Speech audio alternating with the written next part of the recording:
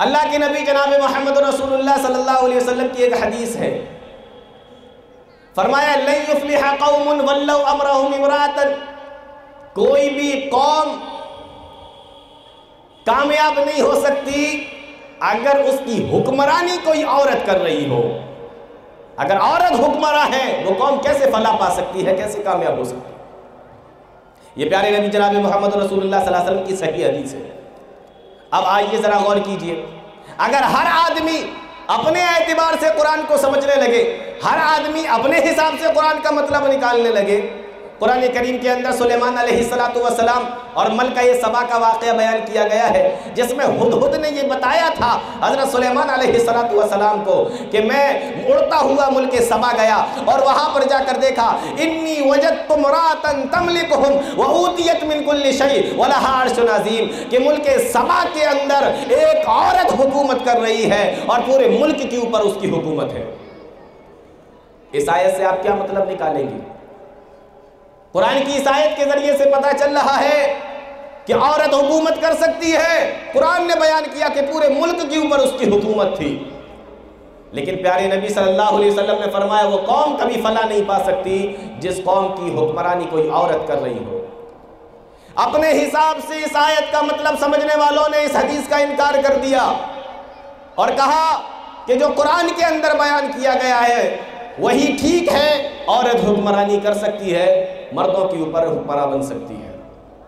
لیکن میرے بھائیو، اگر نبی کے صحابہ نے جس طریقے سے قرآن کو سمجھا، نبی کے صحابہ نے اس آیت کا جو مطلب نکالا، اس آیت کا مطلب اگر ویسے ہی نکالتے تو حدیث کے انکار کرنے کی ضرورت نہیں پڑتی اور اس آیت کا مطلب بھی بالکل سمجھ میں آ جاتا۔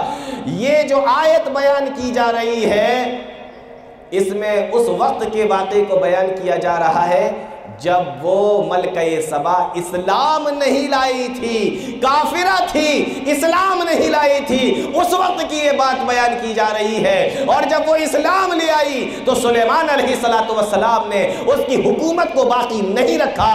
اگر اس طریقے سے اس آیت کو سمجھا جائے تو آیت بھی مان لی جائے گی اور حدیث پر بھی عمل ہو جائے گا۔ لیکن کچھ لوگوں نے کہا کہ ہم اپنے حساب سے سمجھیں گے تو آیت کی طرف چلے گئے، حدیث کا انکار کر دیا۔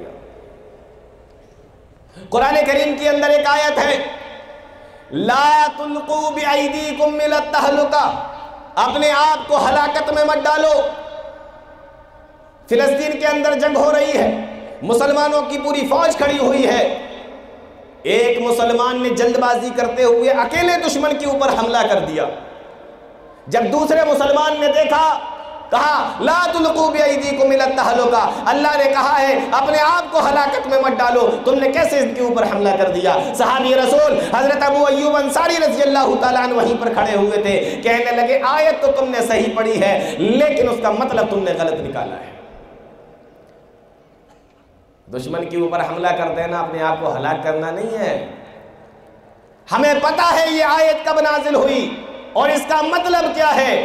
پیارے نبی جناب محمد رسول اللہ صلی اللہ علیہ وسلم نے فرمایا کہ جب انسان خود اپنے آپ کے اندر لگ جائے، اپنے بیوی بچوں کے اندر پڑ جائے اور جو کچھ مال وغیرہ خرچ کرنا ہے وہ سب اپنے گھر کے اندر کرے اور مسلم جماعت کے اندر نہ کرے، مسلم قوم کے اوپر نہ کرے، تو یہ ہے اپنے آپ کو ہلاکت میں ڈالنا۔ پھر دوسرے لوگ مسلمانوں کے اوپر حکومتیں کرنے لگیں گے، دوسرے لوگ مسلمانوں کے اوپر حکمرانی کرنے لگیں گے۔ تو انسان کو چاہیے کہ وہ اپنے بیوی بچوں پر بھی خرچ کرے اور اپنی مسلم قوم کو بھی مضبوط بنائے، اس لیے تاکہ دوسرے لوگ اس کے اوپر حکومت نہ کر سکیں۔ فرمایا لا تلقوا بأیدیکم الی التہلکہ کا مطلب یہ ہے اپنے آپ کو ہلاکت میں مت ڈالو، یعنی سارا سب کچھ اپنے اوپر خرچ کر کے اور اپنی مسلم قوم کو نہ دیکھا جائے، یہ ہے اپنے آپ کو ہلاکت میں ڈالنا۔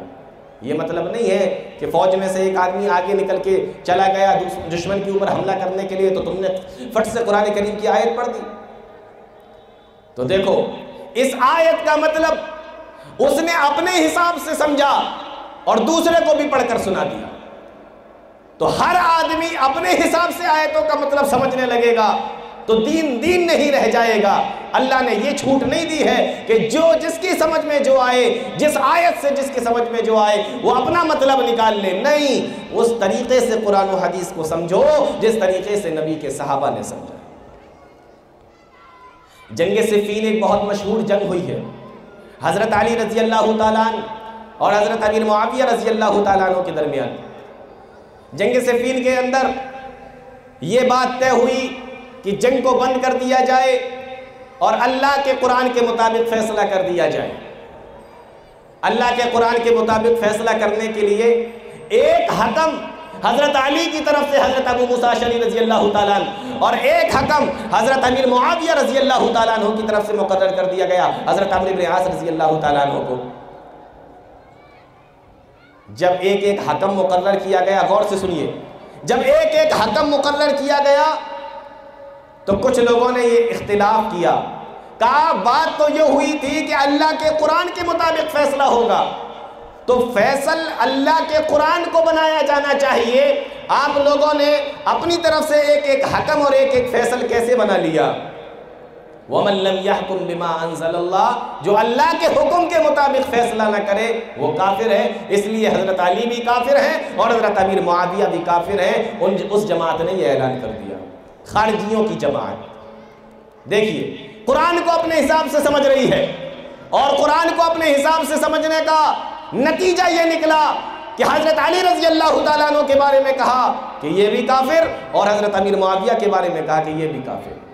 حضرت علی نے ان کو بہت سمجھایا کہ ہم فیصلہ اللہ کے قرآن کے مطابق کریں گے، لیکن اللہ کا قرآن تھوڑی بولے گا، اس کو پڑھ کر تو کوئی انسان ہی سنائے گا، تو جو میری طرف سے سنائے گا وہ حضرت ابو موسیٰ ہوں گے، اور جو حضرت امیر معاویہ کی طرف سے سنائے گا وہ حضرت عمرو بن عاص ہوں گے۔ ہم اپنی طرف سے نہیں سنائیں گے، قرآن ہی کا حکم سنائیں گے، لیکن سنائے گا تو کوئی انسان ہی نہ۔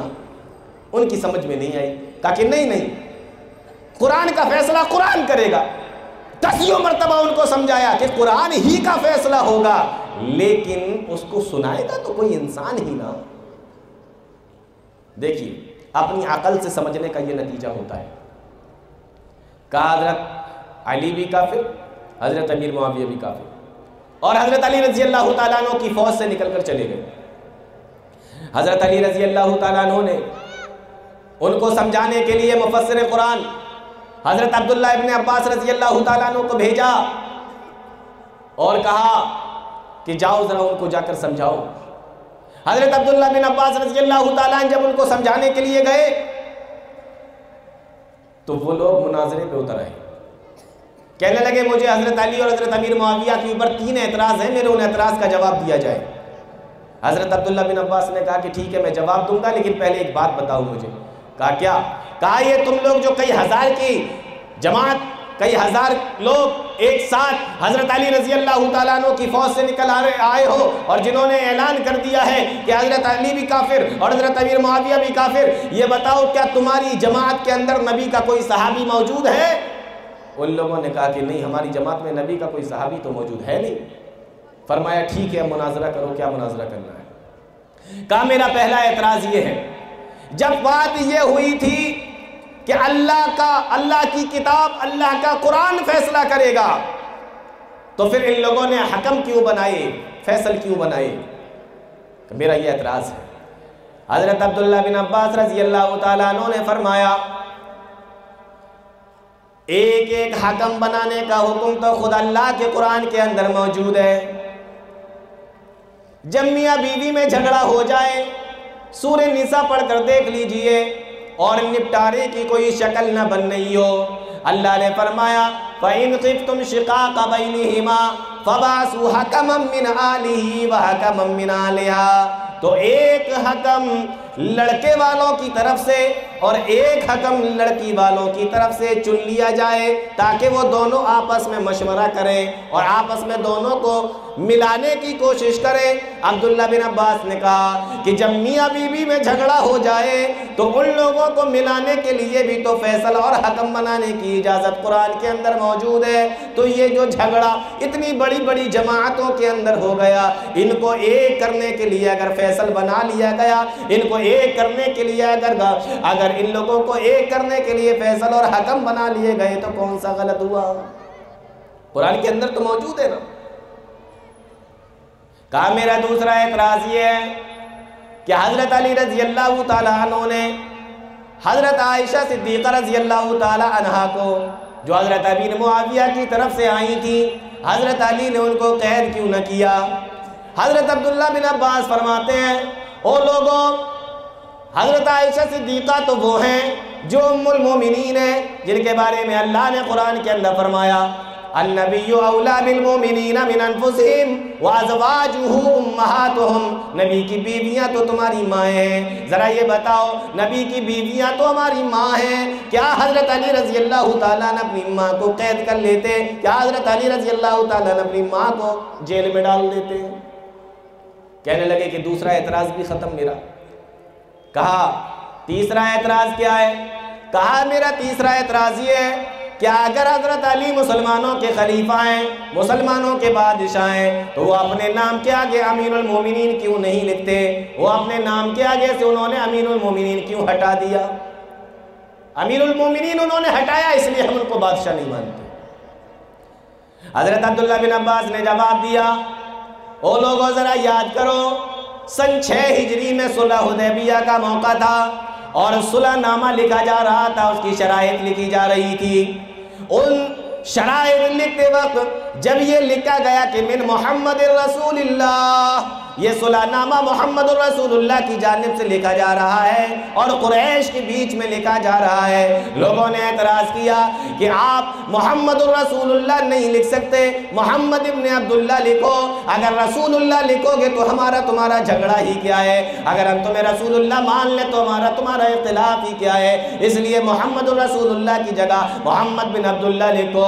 پیارے نبی نے وہاں سے رسول اللہ کا لفظ کاٹ دیا، اس کے باوجود بھی آپ اللہ کے رسول تھے اور اللہ کے رسول رہے۔ لیکن میرے بھائیو ذرا یہ بتاؤ، اگر حضرت علی نے اپنے نام کے آگے سے امیر المومنین ہٹا دیا تو حضرت علی خلیفہ کیوں نہیں؟ نام کے آگے سے امیر المومنین ہٹانے کا مطلب یہ تھوڑی کہ وہ خلیفہ نہیں رہے۔ اس طریقے سے آپس میں بات چیت ہوتی رہی۔ مورخین نے لکھا ہے تقریباً 2000 خارجی جو حضرت علی رضی اللہ تعالیٰ عنہ کی فوج سے نکل کر گئے تھے، وہ توبہ کر کے پھر سے حضرت علی رضی اللہ تعالیٰ عنہ کی فوج میں شامل ہو گئے، اور باقی جتنے لوگ بچے ان سے جنگ ہوئی، جن کو جنگ نہروان کے نام سے یاد کیا جاتا ہے۔ اس جنگ کے اندر باقی خارجیوں کو قتل کیا گیا۔ اللہ کے نبی جناب محمد رسول اللہ صلی اللہ علیہ وسلم نے ایسے لوگوں کے بارے میں فرمایا تھا يَحْقِرُ أَحَدُكُمْ صَلَاتَهُ مَعَ صَلَاتِهِمْ وَصِيَامَهُ مَعَ صِيَامِهِمْ، کہ یہ ایسے لوگ ہیں اے میرے صحابہ، تم ان کی نمازوں کے آگے اپنی نمازوں کو حقیر سمجھو گے، ان کی قرآن کی تلاوت کے آگے اپنے قرآن کی تلاوت کو حقیر سمجھو گے، ان کے روزوں کے آگے اپنے روزوں کو تم لوگ حقیر سمجھو گے۔ یعنی اتنے بڑے یہ عبادت گزار ہوں گے، روزے رکھنے والے ہوں گے، قرآن کی تلاوت کرنے والے ہوں گے، لیکن ان کو قتل کیا گیا کیوں؟ اس لیے کہ انہوں نے قرآن و حدیث کو اپنی عقل کے مطابق سمجھنے کی کوشش کی۔ اللہ کے نبی صلی اللہ علیہ وسلم فرماتے ہیں یہ اتنا قرآن کی تلاوت کرنے والے، روزے رکھنے والے، نمازیں پڑھنے والے، یخرج من الاسلام کما یخرج السهم من الرمیہ، اس طریقے سے اسلام سے نکل جائیں گے جس طریقے سے تیر کمان سے نکل جاتا ہے۔ کیوں؟ نہ نماز کام آ رہی ہے، نہ روزے کام آ رہے ہیں، نہ قرآن کی تلاوت کام آ رہی ہے، اس لیے کہ انہوں نے قرآن کو اپنی عقل کے مطابق سمجھنے کی کوشش کی۔ تو قرآن کو ہر کوئی جیسا چاہے ویسے سمجھنے کی کوشش کرے، نہیں، ہمیں ویسے ہی سمجھنا ہے جس طریقے سے نبی کے صحابہ نے سمجھا۔